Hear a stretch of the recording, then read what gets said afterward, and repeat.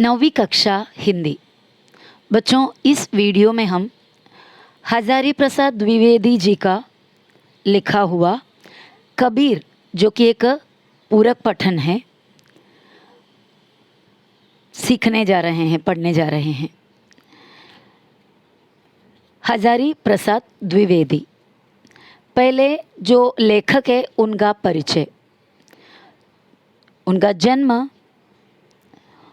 19 अगस्त 1907 में उत्तर प्रदेश के बलिया नामक जगह के दुबे का छपरा वहाँ पर हुआ और मृत्यु 19 मई 1979 में उत्तर प्रदेश में हुई। उनका परिचय है। द्विवेदी जी हिंदी के शीर्षस्थ साहित्यकारों में से एक है।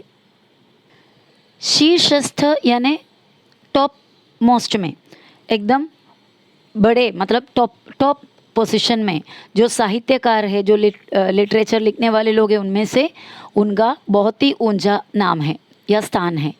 आप उच्च कोटि के निबंधकार, उपन्यासकार, आलोचक, चिंतक एवं शोधकर्ता है। मतलब बहुत सारे फील्ड में उन्होंने लिखे हैं।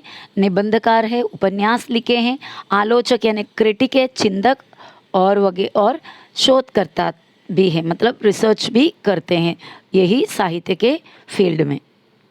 इनका प्रमुख कृतियों का नाम है अशोक के फूल, कल्पलता निबंध है, बाणभट्ट की आत्मकथा, चारु चंद्रलेख, पुनर्नवा उपन्यास है, कबीर हिंदी साहित्य की भूमिका, मेघदूत, एक पुरानी कहानी आदि वगैरह वगैरह। आलोचना और साहित्य इतिहास है वो। अभी आलोचना एक गद्य तरीका है, लिखने का एक विधा है। वो क्या है करके यहाँ पर आपको बताया है। किसी विषय वस्तु के लक्ष्य को ध्यान में रखते हुए उसके गुण दोष एवं उपयुक्तता का विवेचन करने वाली विधा।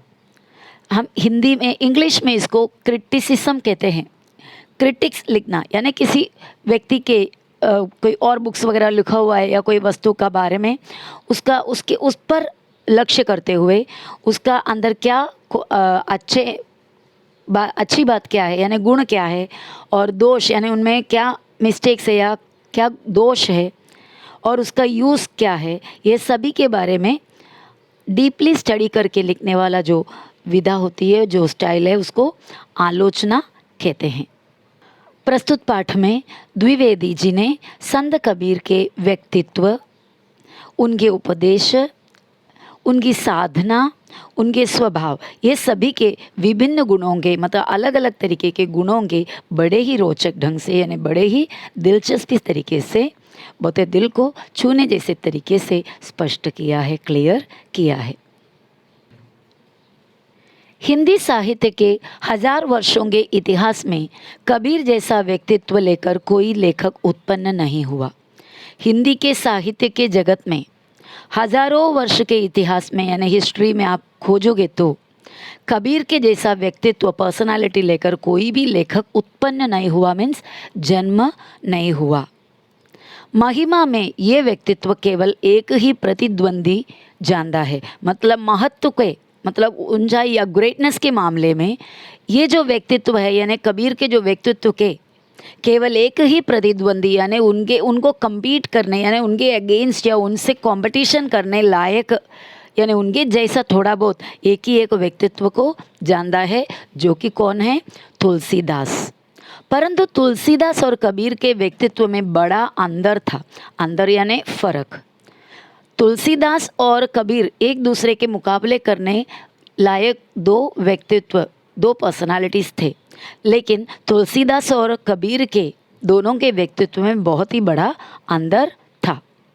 यद्यपि मीन्स भले ही दोनों ही भक्त थे, दोनों बड़े भक्त कवि थे, और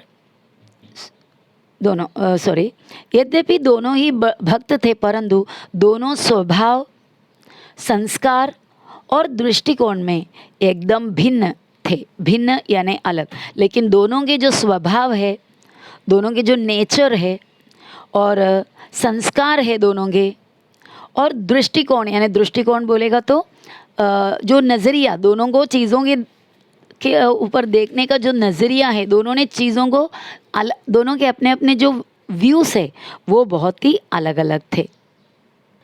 मस्ती, फकड़ाना स्वभाव और सब कुछ ही झाड़ फटका कर चल देने वाले तेज ने कबीर को हिंदी साहित्य का अद्वितीय व्यक्ति बना दिया है। तो कबीर का स्वभाव कैसा है? मस्ती में बातें, मतलब मस्ती में जीवन मतलब व्यतीत करने वाला।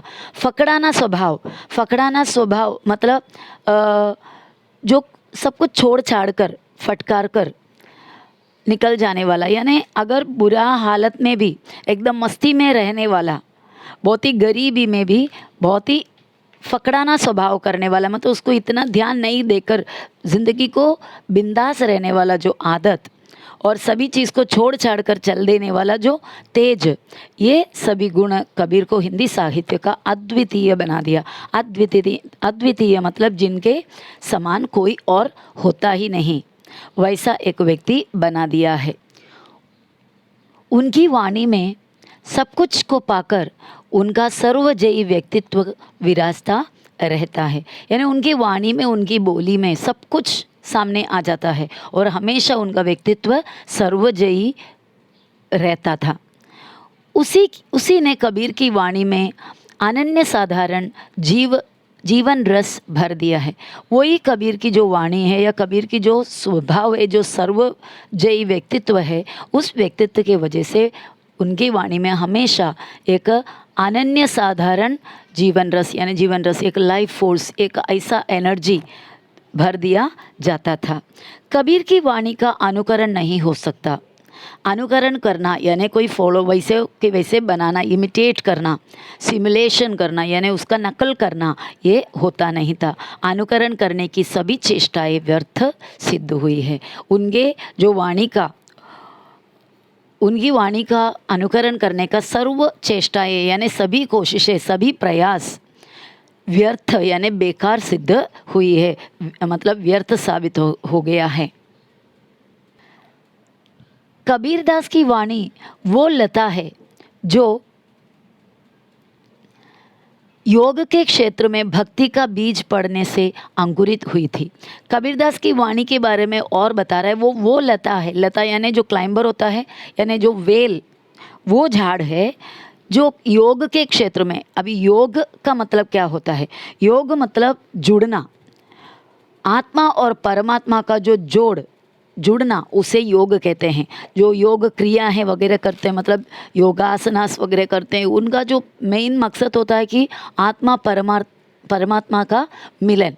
तो योग के क्षेत्र में भक्ति का बीज, योग के क्षेत्र में अगर भक्ति का बीज पड़े तो वो बीज खिलकर लता यानी एक वेल बनेगा, समझो। वो कबीर की वाणी जैसी है। उन दिनों उत्तर के हठ योगियों और दक्षिण के भक्तों में मौलिक अंतर था।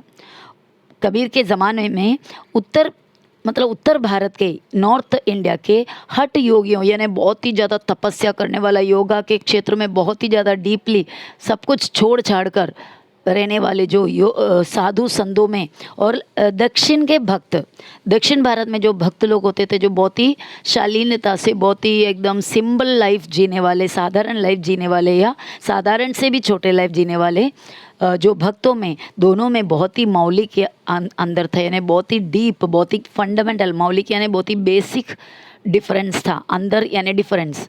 एक टूट जाता था पर झुकता नहीं था, दूसरा झुक जाता था पर टूटता न था। जो उत्तर भारत के जो हठ योगियाँ कैसे होते थे? टूट जाता था पर झुकता न था, यानी एक अपने जो एक डिसीजन लिया है या एक बात पे अगर अटल रहें तो उससे बिल्कुल नहीं हट जाते थे, भले टूटना क्यों ना पड़े।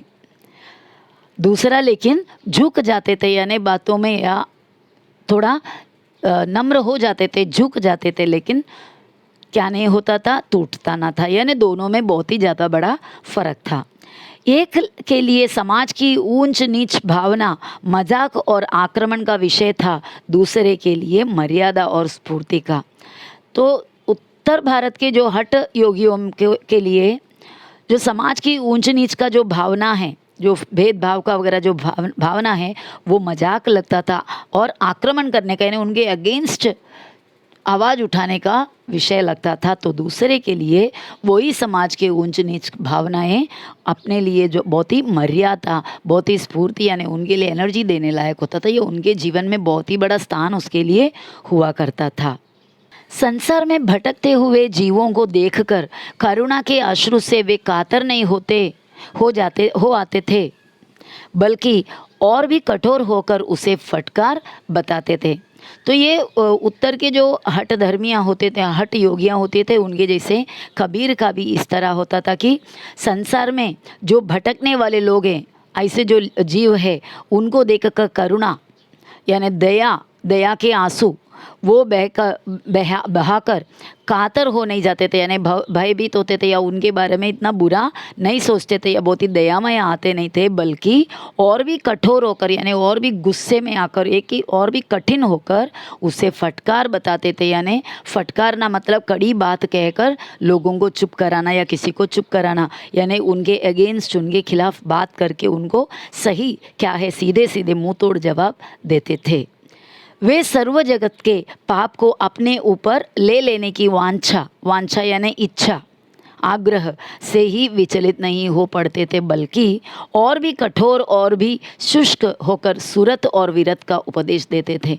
तो ऐसे नहीं थे कि संसार के सभी जगतों के सभी जगह के पाप को अपने ऊपर लेना है, ऐसा सब ये चंचल मन के नहीं होते थे, विचलित नहीं होते थे, चंचल नहीं होते थे, लेकिन बल्कि क्या करते थे, और भी कठोर होते थे, और भी शुष्क यानी और भी नीरस होते थे। मतलब इसमें इन सभी बातों में इंटरेस्ट नहीं होकर सुरत और विरत का उपदेश देते थे। यानी सुरत मतलब क्या होता है, ज्ञान के और उसका पालन के उपदेश देते थे। संसार में भरमने वालों पर दया कैसी, संसार में भटकने वाले, दुनियादारी में भटकने वालों पर किस किस्म की दया देनी है, उन पर कोई दया नहीं देनी है।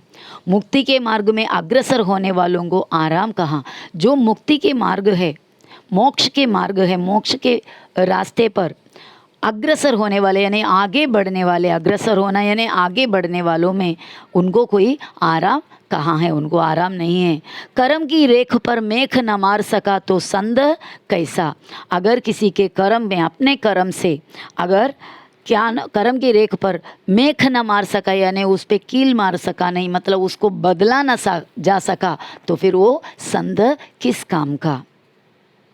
और कबीर का एक दोहा यहाँ पर कुछ लाइन्स यहाँ पर दिया हुआ है। ज्ञान का गेंद कर सुरत का दंड कर, खेल चौगान मैदान माही, जगत का भरम ना छोड़ दे बाल के, आय जा भेष भगवंत पाही।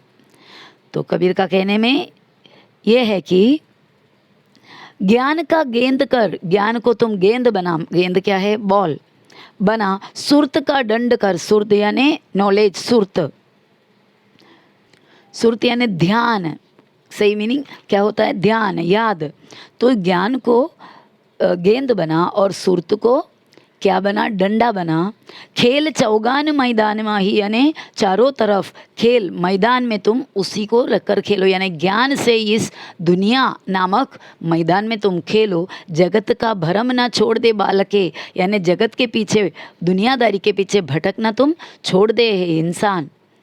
आय जा भेष भगवंत पाही, मतलब दुनियादारी को छोड़कर आत्मीयता के दुनिया में आ जा, कि बोल नहीं सकता कि कभी तुम भगवंत पाही यानी भगवान का या परमात्मा का दर्शन कर सके।